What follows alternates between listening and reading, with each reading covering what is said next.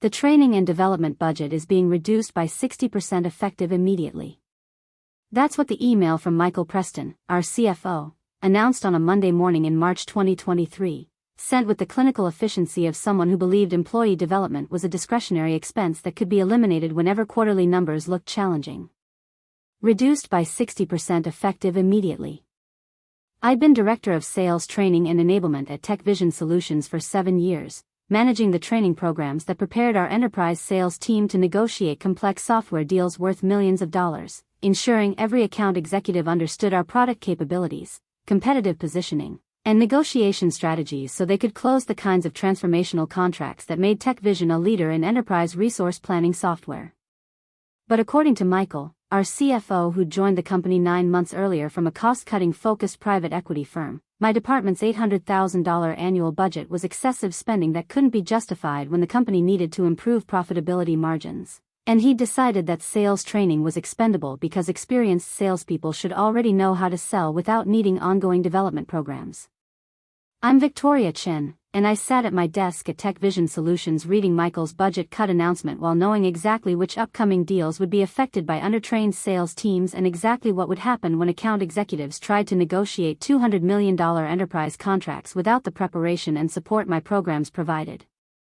7 years, 9 months, and 22 days of building training systems that transformed average salespeople into top performers, creating enablement materials that helped reps navigate complex technical sales cycles, and Michael had decided that sales training was overhead expense rather than revenue-generating investment.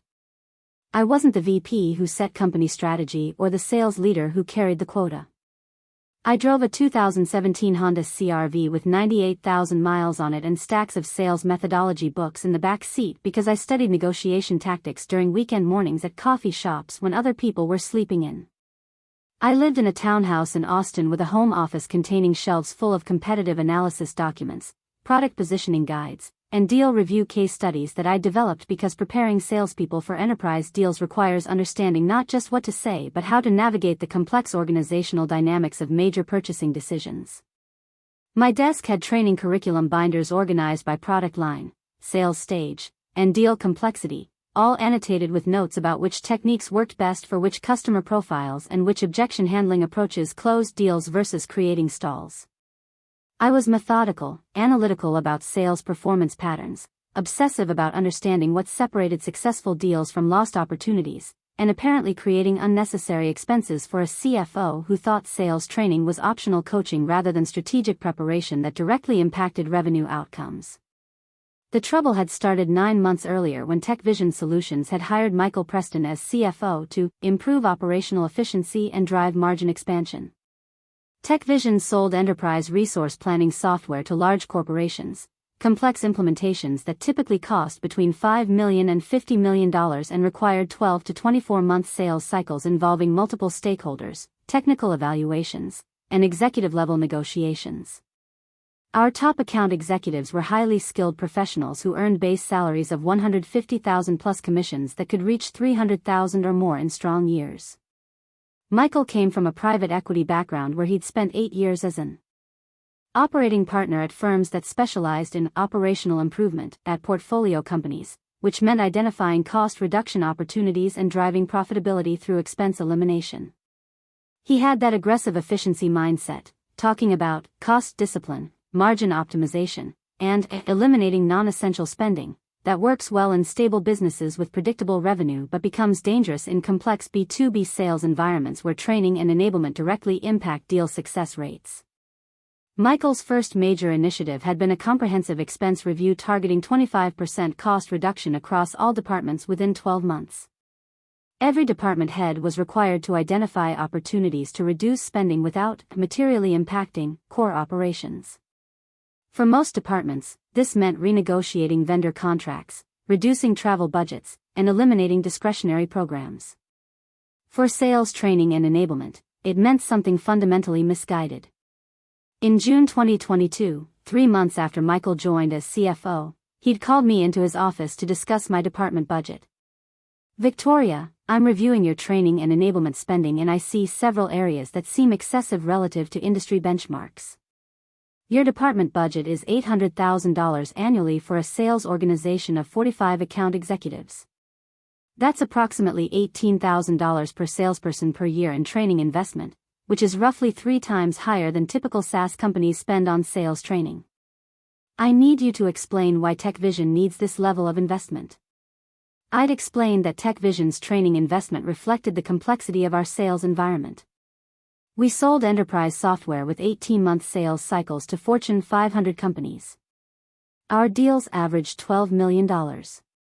Each deal required navigating technical evaluations, competitive displacement strategies, executive relationship building, and complex contract negotiations involving procurement, legal, IT, and business unit stakeholders. Our training programs covered product knowledge, competitive positioning, technical demonstrations, negotiation strategies, stakeholder mapping, and deal management methodologies. The $800,000 budget included instructor costs, training materials development, sales enablement technology platforms, competitive intelligence subscriptions, and ongoing coaching programs. Michael had responded that, regardless of deal complexity, $18,000 per salesperson seemed excessive and suggested we were gold-plating our training approach beyond what was truly necessary for sales success. He wanted me to identify the difference between essential training and nice-to-have training and eliminate the latter category. Over the next 9 months, Michael had systematically pressured me to reduce training spending. In July 2022, he'd questioned whether we needed quarterly product training updates when our product only released major new features twice annually. I'd explained that quarterly training covered not just product updates but also competitive changes, new customer use cases, and refined positioning based on recent win/loss analysis. Michael had suggested moving to semi-annual training only. In September 2022, Michael had challenged our deal coaching program where senior sales leaders provided one-on-one coaching to account executives working on major opportunities. We invested approximately $120,000 annually in this coaching, which included executive time and specialized training for the coaches themselves. Michael characterized this as expensive hand-holding and suggested that experienced salespeople shouldn't need individual coaching on every deal. In November 2022, Michael had questioned our investment in competitive intelligence. We subscribed to industry analysis services, monitored competitor positioning, and maintained detailed competitive battle cards that helped our reps position TechVision against alternatives. Michael suggested we could crowdsource competitive intelligence from the sales team rather than paying for external subscriptions and dedicated analysis. By February 2023, Michael had concluded that my department was overspending by at least 60% and that we could achieve adequate sales performance with a dramatically reduced training budget. On March 6, 2023, he'd sent the email announcing an immediate 60% budget reduction, from $800,000 down to $320,000 annually. This wasn't a gradual adjustment allowing me to prioritize spending. This was the immediate elimination of $480,000 in annual programs.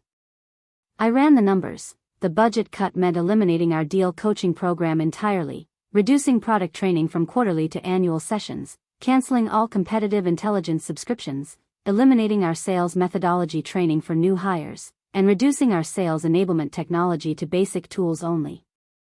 I sent Michael a detailed analysis on March 8 outlining the specific programs being eliminated and the likely impact on sales performance. The analysis included data showing that deals where reps received coaching had 42% higher close rates than uncoached deals, that reps who completed our competitive training won competitive displacement 68% of the time versus 31% for untrained reps, and that our training programs correlated strongly with quota attainment across the sales organization. Michael's response was dismissive.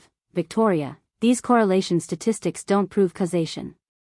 Top performers probably seek out coaching and training because they're already motivated high achievers, not because the training itself makes them successful. We're going to test whether sales results change materially when we reduce training spending to more reasonable levels. My hypothesis is that experienced salespeople will continue performing well with less training support. I tried to explain that his hypothesis would be tested on real deals with real revenue impact, and that major enterprise contracts weren't good venues for testing whether training mattered. Michael cut me off. We're implementing the budget reduction. You can manage training priorities within the new budget constraints. Now about 77% of you think I'm about to deliberately sabotage deals or refuse to provide training that might help struggling reps, and you're completely wrong. Subscribe right now, because what actually happens is that undertrained salespeople encounter complex deal situations they're not prepared for, make predictable mistakes that lose winnable opportunities, and executives learn expensive lessons about why training investment matters when million-dollar contracts collapse. After the March 6 budget cut, I immediately sent detailed communication to the sales organization explaining which training programs were being eliminated and what support would no longer be available.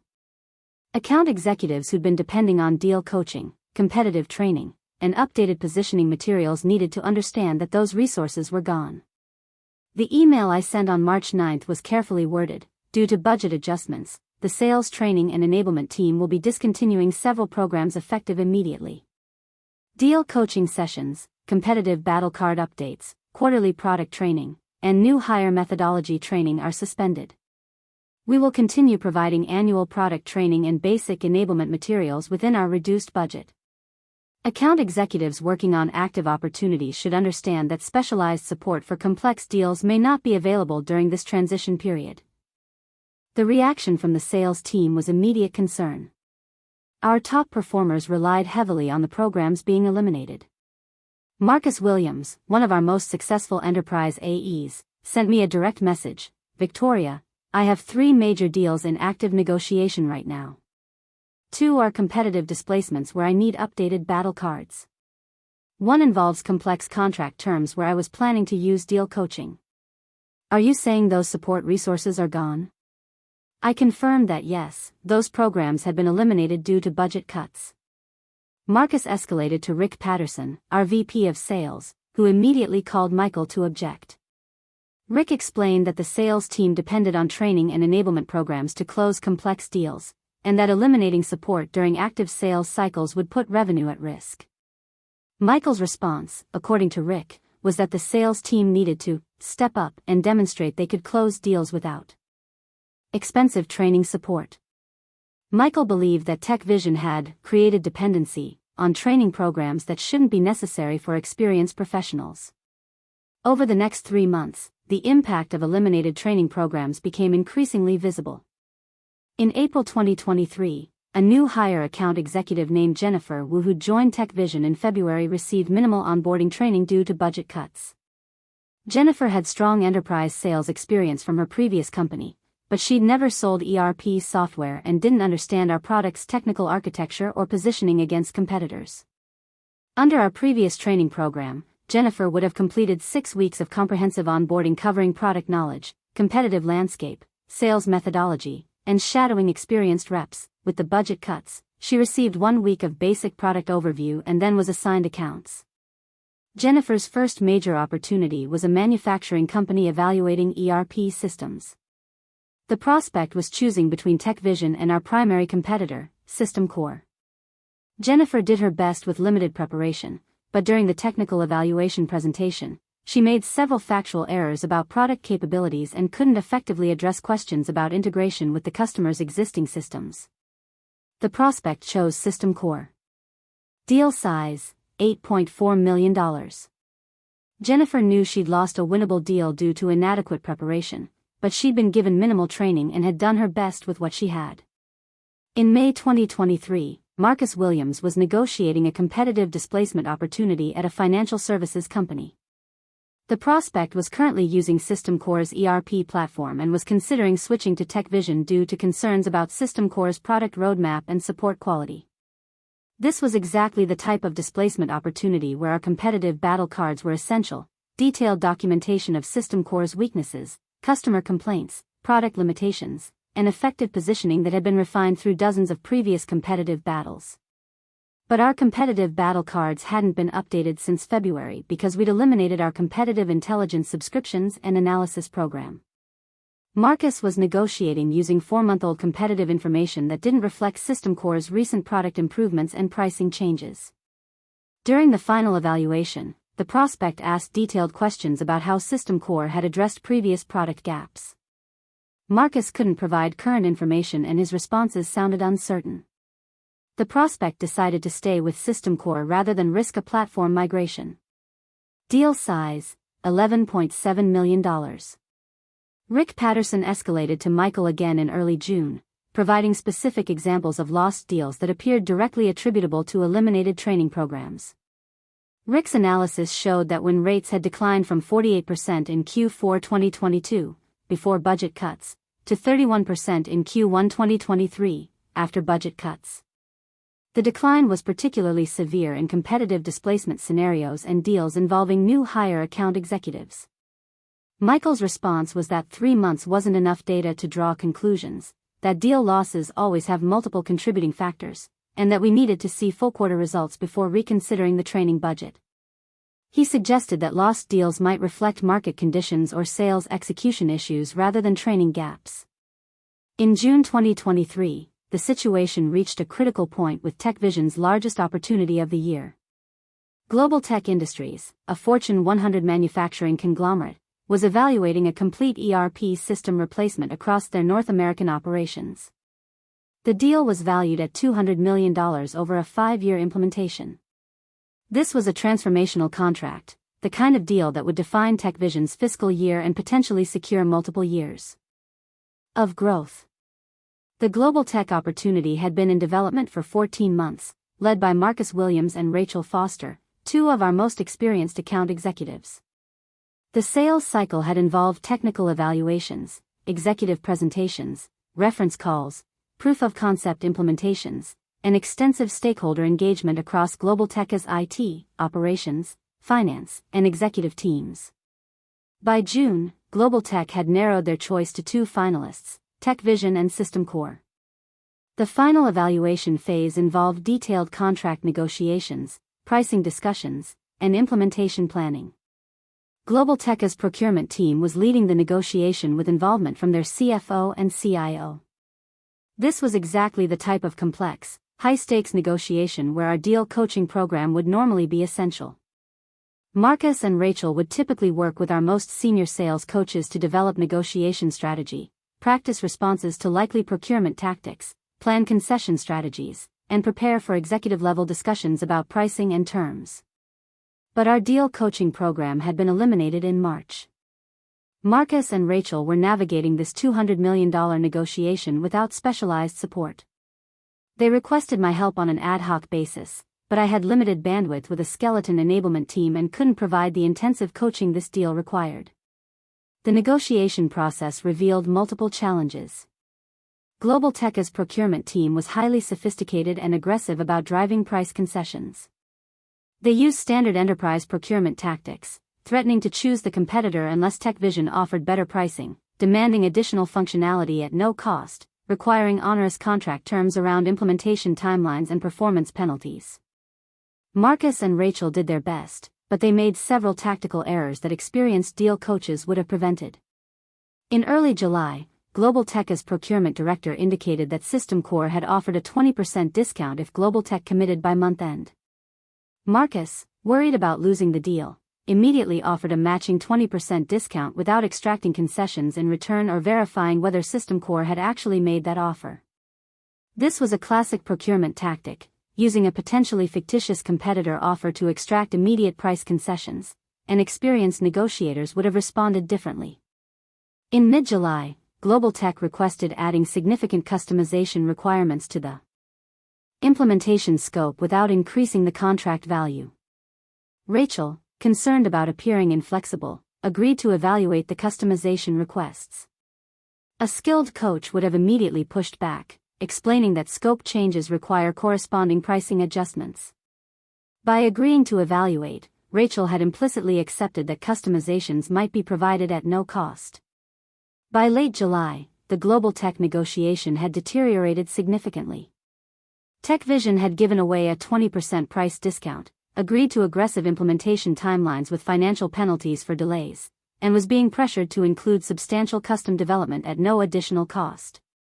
The deal that had been valued at $200 million was now structured at approximately $160 million with significantly higher risk due to aggressive timeline and penalty terms.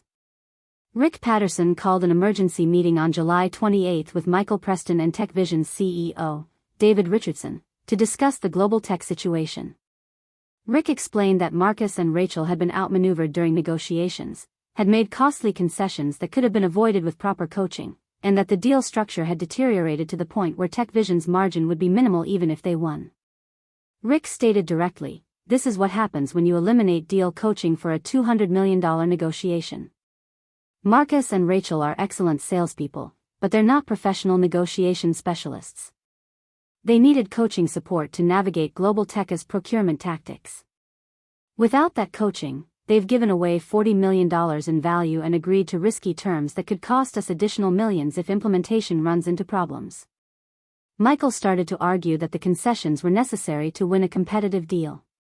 Rick cut him off. "Michael, I've closed hundreds of enterprise deals.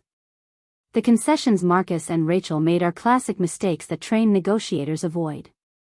When procurement claims a competitor offered 20% discount, you verify and counterposition rather than matching immediately. When customers request scope changes, you quote additional costs rather than agreeing to evaluate. These are fundamental negotiation principles that our coaching program teaches. We eliminated that coaching to save $120,000, and it just cost us $40 million in deal value." David Richardson asked me directly, "Victoria, if Marcus and Rachel had received normal deal coaching, would we be in a better position with GlobalTech?" I answered honestly, "Our deal coaches would have prepared Marcus and Rachel for common procurement tactics, practiced responses to discount demands, and helped them develop a concession strategy that protected deal value. Based on previous coached deals of similar complexity, I estimate we would have preserved at least $25 to $30 million more in contract value while also avoiding the aggressive timeline and penalty terms that created implementation risk." David looked at Michael. "You cut Victoria's budget to save $480,000 annually. We're about to lose $30 to $40 million in value on this single deal because our reps didn't have coaching support. Can you explain how that represents good financial judgment?" Michael tried to argue that the correlation wasn't proven. Perhaps GlobalTech's procurement team was simply more aggressive than typical customers. Rick responded, "Michael, I've been selling enterprise software for 20 years. GlobalTech's procurement tactics are standard for Fortune 100 companies. What's different is that our reps weren't prepared to counter those tactics because you eliminated the coaching program that would have prepared them." On August 4, 2023, GlobalTech informed TechVision that they were selecting SystemCore as their ERP vendor. GlobalTech's decision memo cited concerns about TechVision's implementation timeline commitments and contract terms, noting that SystemCore had offered a more balanced risk-reward structure. The deal TechVision had pursued for 14 months, the $200 million contract that would have defined the fiscal year, was lost. The post-mortem analysis revealed that TechVision's aggressive timeline commitments and penalty terms, concessions that Marcus and Rachel had agreed to under procurement pressure, had made GlobalTech's decision-makers uncomfortable about implementation risk. SystemCore had maintained firmer positions during negotiation, which paradoxically made them appear more confident and capable. TechVision's willingness to give major concessions had signaled desperation rather than partnership strength. On August 9, David Richardson called a board meeting to discuss the GlobalTech loss and its implications. The board reviewed the timeline. Training budget had been cut in March. When rates had declined in Q1, multiple deals had been lost in Q2 with apparent training-related factors, and the GlobalTech megadeal had been lost in August after a negotiation where the account team lacked coaching support. The board asked Michael to explain his decision to eliminate training programs despite warnings from Rick and myself about revenue impact. Michael argued that he'd made reasonable cost reduction decisions based on industry benchmarks and that deal losses weren't definitively attributable to training cuts. The board asked me to present my perspective. I provided data showing the correlation between training program participation and sales outcomes, examples of specific deals lost due to identifiable training gaps, and analysis of the GlobalTech negotiation showing how lack of coaching had resulted in costly concessions. I concluded, TechVision invested $800,000 annually in training programs that generated millions in incremental revenue through improved win rates, better pricing discipline, and faster rep productivity. Michael eliminated those programs to reduce costs by $480,000. The result has been at least $40 million in lost deal value on GlobalTech alone, plus additional millions from other lost opportunities. This isn't efficient cost management, this is destroying revenue to achieve minor expense reduction. On August 15, the board terminated Michael Preston as CFO. The board concluded that Michael's cost-cutting approach had been inappropriately applied to sales enablement programs with direct revenue impact, and that his refusal to reconsider the budget cuts despite clear evidence of negative outcomes demonstrated poor judgment. On August 18, David Richardson asked me to meet with him and the board. "Victoria, we need to rebuild our training and enablement programs immediately. We've learned an expensive lesson about the difference between discretionary costs and revenue-generating investments. The board wants to offer you an expanded role as VP of Sales Enablement and Revenue Operations, reporting directly to me, with authority over all programs that impact sales performance. Your budget will be restored to previous levels plus additional investment in areas you identify as high priority. We're also offering significant compensation adjustment, from $110,000 to $175,000, plus performance bonuses tied to sales team quota attainment." I accepted the role. Over the next 6 months, I rebuilt our training programs, hired additional coaches and enablement specialists, and implemented enhanced deal support systems. Win rates recovered to historical levels. The sales team's confidence in coaching and enablement resources was restored. TechVision began pursuing the next generation of major enterprise opportunities with properly prepared sales teams. In February 2024, I ran into Michael at a SaaS conference. He was working as an independent CFO consultant, advising startups on financial operations. He saw me and approached with cautious professionalism. "Victoria, I heard you got promoted to VP after I left. Sales enablement and RevOps, that's a significant expansion." I looked at him directly.